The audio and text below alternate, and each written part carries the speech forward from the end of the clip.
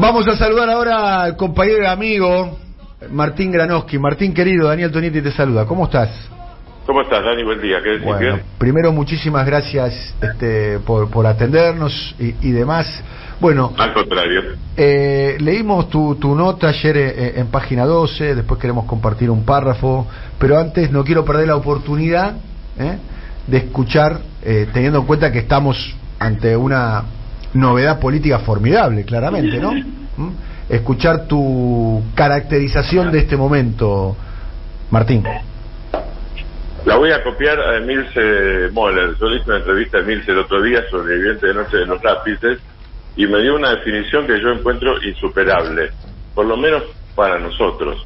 Cuando digo nosotros es amplio, por supuesto. Nosotros los que no somos Milei, o los que no votamos a Milei. ¿Qué dice Emilce? Que desde hace un tiempo estamos en estado de estupor. Y el estupor es, nunca esperamos, o nunca imaginamos, o nunca previmos que el escenario iba a ser de una ultraderecha en crecimiento y con apoyo masivo. Lo dijo antes de las elecciones. A mí me parece que se aplica perfectamente a las elecciones. Ahora, el estupor habla de una imposibilidad de analizar las cosas a tiempo, de una imposibilidad de verlas. Hablo en términos generales, no a todos les pasó lo mismo.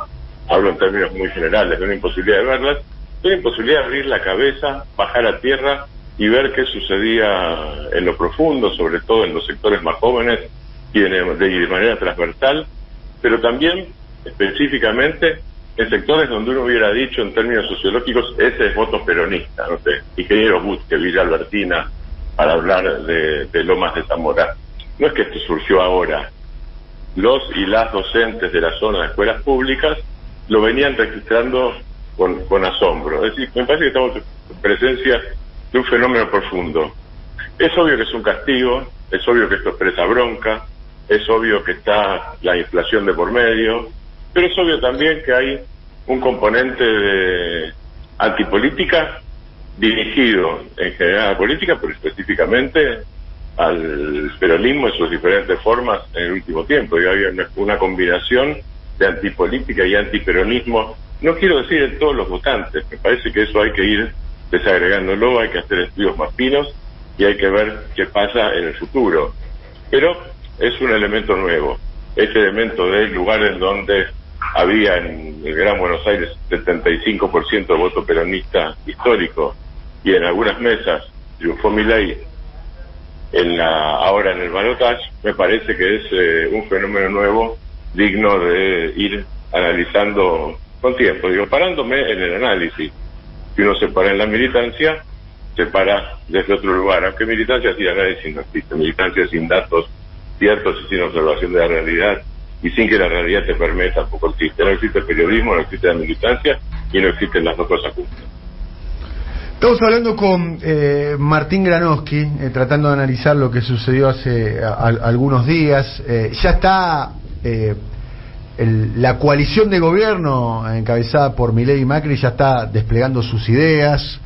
No sé si lo escuchaste ayer a Macri, pero habló de que sí, los jóvenes seguidores de Milei deberían de resistir.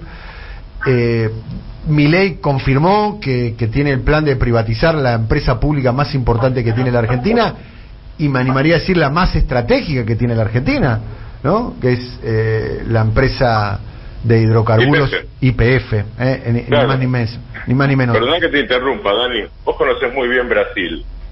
Una de las causas del golpe contra Petrobras, el 2016, claro, exactamente, fue el crecimiento de Petrobras. El presal, cuando encuentran la cuenca del presal, ¿no? Tal cual, que es el petróleo a altísima o profundísimo nivel debajo del mar y debajo de estructuras algo muy parecido a la exploración offshore cerca de Mar del Plata, claro, ¿no? Claro, ahí lo que pasa es que ahí ya estaban, en el Mar del Plata no se sabe, se supone que ahí ya se sabía. Bueno, una de las causas del golpe, no lo digo yo, lo dicen exfuncionarios de Dilma Rousseff y de Lula, una de las causas fue justamente el crecimiento de Petrobras, que se convirtió en una de las empresas más grandes del mundo. Digo porque pensar en privatizar YPF, que no es la joya de la abuela, es la joya de la abuela, de los nietos, de los jóvenes, del futuro, etcétera, etcétera. No es la joya de la abuela que quedó. Y el potencial de la Argentina, ¿no? Claro, que se puede transformar eventualmente en un exportador neto de energía, tanto de petróleo como de gas. Ni hablar de lo que significaría eso para la economía local, ¿no? Así es. Teniendo en cuenta que en realidad es una sociedad anónima, es decir, que jurídicamente ya es privada. El punto es, en realidad, la desnacionalización de YPF, es que el Estado pierda el control que tiene sobre YPF Sociedad Anónima. Bien. Ese es el proyecto. De cualquier manera, esto no son los 90, ¿no? Acá hay, los 90, a mi modo de ver, había una sociedad o una resistencia un poco más desarticulada, ¿no? De hecho, YPF se privatiza 2 veces, si se quiere, en la época de Menem, ¿no? Primero se privatiza cuando ingresa Extensoro, para decir una manera, con capitales nacionales, y después se reprivatiza cuando se la vende a Repsol. Sí, totalmente. Así es, el Estado deja de tener el control directamente. Absolutamente. Tal cual, es así. Muy bien. Sí, así es. Bien. Y hay, digamos, ¿cuánto hay en esto? ¿Cuánto hay en el voto de Milei? ¿Cuánto hay en el voto en general?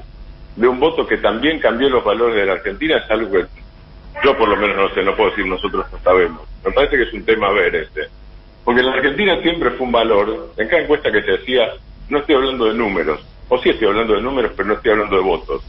De las encuestas salía más del 60%, control de algunas empresas por parte del Estado, no de todos, pero por ejemplo YPF, apoyo 60%, planes sociales, apoyo 60%, revisión, memoria, verdad y justicia, vamos a ponerlo de manera para que nos entendamos, salía 75% a favor. Todo esto habrá cambiado tanto, todo esto puede haber cambiado tanto, yo no lo sé, me parece que es un tema para explorar también. Yo tengo una teoría no muy desarrollada, Martín, a ver, que la razón por la cual se rompe el cordón sanitario en la ultraderecha argentina tiene que ver casi exclusivamente con la inflación. Sí, es un elemento determinante porque además es inflación sostenida y alta. Exactamente, la inflación es una bomba de racimo en la vida cotidiana de las personas. Claro, sí, es una bomba de racimo, son esas bombas que dejan bombas que a su vez generan bombas que van explotando y van explotando y van explotando. Ayer lo explicaba conversando con nosotros Álvaro García Linera en una entrevista muy interesante que hicimos, Martín.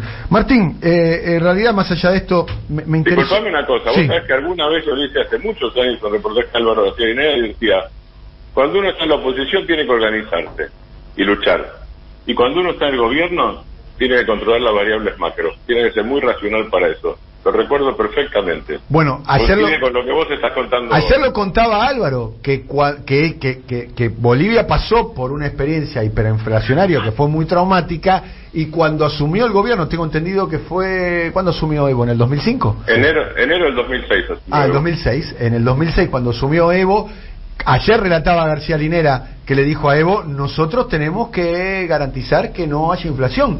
Y Bolivia fue un ejemplo de crecimiento económico, control de conducción de la situación política, tanto así que reformaron la Constitución, nacionalizaron el gas, han tomado medidas, hasta te diría, mucho más disruptivas de lo que fue el propio kirchnerismo aquí en Argentina, distribuyeron el ingreso y mantuvieron la macroeconomía controlada. Lo mismo pasó con el Brasil de Lula, para dar un ejemplo, ¿no? O con los comienzos de Néstor, también. Sí, en situaciones macroeconómicas, digamos, diferentes, ¿no? Porque sí, por supuesto. La Argentina venía de una mega devaluación, ¿no? Así es. Claramente. Sí, bueno, escribiste una columna que a mí me resultó muy interesante, La militancia desolada y sola. La escribiste en el día de ayer, es una columna de opinión de Martín Granowski, que bueno, trabajó aquí en esta radio, es un periodista básicamente especializado en cuestiones de relaciones internacionales, y es una columna sobre la coyuntura. Yo les recomiendo que la lean, porque de alguna manera tiene que ver, desde el título, la militancia desolada y sola. Y hay dos párrafos que son los párrafos finales. Dice: nadie espera garantías sobre el futuro. Por otra parte, ¿quién podría darlas? Solo una palabra de agradecimiento, un abrazo simbólico, un reconocimiento colectivo que vaya más allá de un tuit, una carta abierta. Si es tan difícil acordarse de los propios, No hay que extrañarse de que un elefante haya nacido y crecido sin que nadie lo haya visto. El elefante, uno infiere, es Milei. O por lo menos infiero yo como lector. Sí, los votos a Milei. Y los votos a Milei sobre todo, sí, tal cual. Como en la vida, en la política la distancia se paga.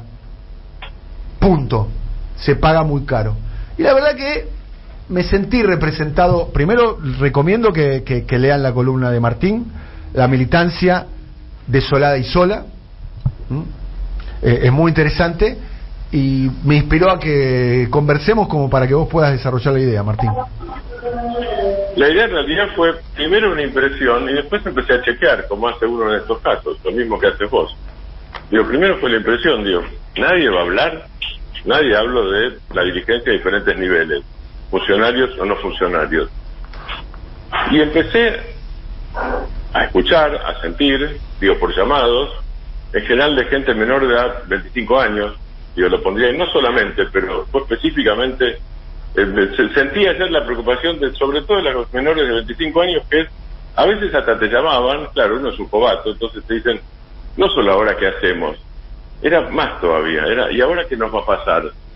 Y entonces uno dice esas cosas que le salen en esos casos, tranquilo primero, nunca el futuro está determinado, hay mucho que hacer, como vos decías antes, Dani, hay un nivel de organización alto en la Argentina, hay un nivel alto de movilización, si eso se coordina, ningún gobierno, por ideas más salvajes que tenga, puede hacer todo lo que tiene pensado hacer, eso es imposible. Entonces te decían, bueno, pero vamos a hacer manifestación y los van a cagar a tiros. Y bueno, eso está por verse, las intenciones están por un lado y existe algo que se llama correlación de fuerzas. Pero no me quise poner demasiado técnico. Y me di cuenta que lo que había que hacer simplemente en esos casos era abrazar, a veces abrazar por teléfono, y decir, sin ponerse en veterano vanguardista, ni yo las sé todas, ni nada por el estilo, porque la situación es nueva, y además, ¿quién es uno, por otra parte?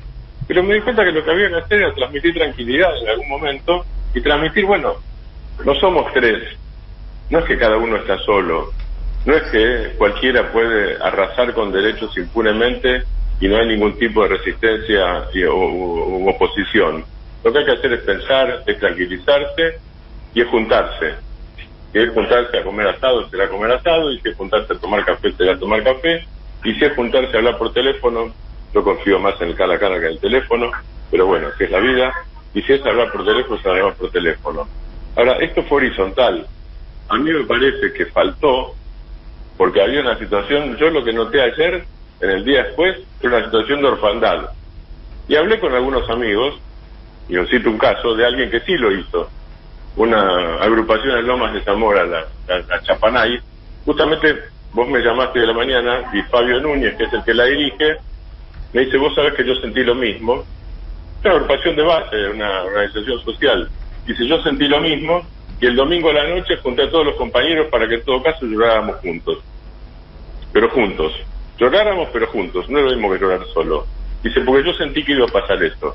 Bueno, a mí me pareció que ayer no hubo ninguna palabra de ningún tipo de dirigente, líder o funcionario del espacio que votó Massa, Rossi el domingo, que acompañara a la gente. E insisto, sobre todo a los que no tuvieron, obviamente, por suerte para ellos, a los que no tuvieron la experiencia de la dictadura, a los que no tuvieron tampoco la experiencia de los años de Menem, o en algunos casos ni siquiera la oposición a las medidas más duras y salvajes del gobierno de Mauricio Macri. Uno a veces se pierde con las edades y da cosas por sabidas. Me parece que no hay que dar nada por sabido, y que a cierta altura de la vida la obligación ética de uno, con cierta responsabilidad, es por lo menos contar, es tranquilizar y contar, no vender la cambiada, no decir acá no va a pasar nada y no hubo algo grave.